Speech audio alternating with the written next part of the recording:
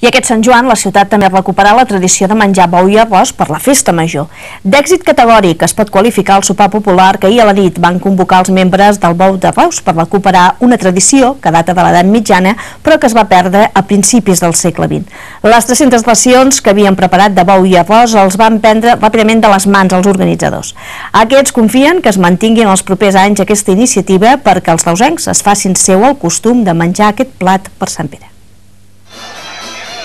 El sopar de recuperació del bou i arròs, el plat típic de la Festa Major de Reus a l'edat mitjana, va ser tot un èxit. 300 persones es van reunir a la plaça de les Peixateries Velles, en un sopar popular on per 4 euros es va poder tastar aquest menjar. Els membres del Bou de Reus han volgut recuperar aquest plat típic de la Festa Major de la ciutat amb la voluntat de convertir-lo de nou en una tradició popular.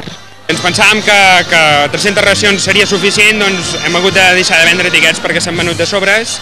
i doncs bé, la valoració és molt positiva, doncs la ciutat s'ha abocat amb el bou i l'arròs i ara la qüestió és que no només vinguin una vegada a l'any a menjar bou i arròs aquí, sinó que ho intentin fer a casa seva, a veure, o que els restaurants doncs, es comencin a animar a fer bou i arròs pels menús diaris i que doncs,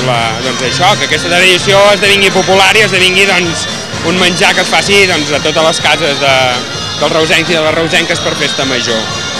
A Reus, la tradició de menjar bou i arròs es remunta a l'edat mitjana i es va mantenir fins a principis del segle XX. De cara als propers anys, els membres del Bou de Reus esperen continuar celebrant aquest sopar popular, ja que volen aconseguir que els reusencs s'acostumin a menjar i també a cuinar aquest plat a casa. El sopar de recuperació del bou i arròs va estar amenitzat pels grups Metralla i la banda de la Festa Major de Reus.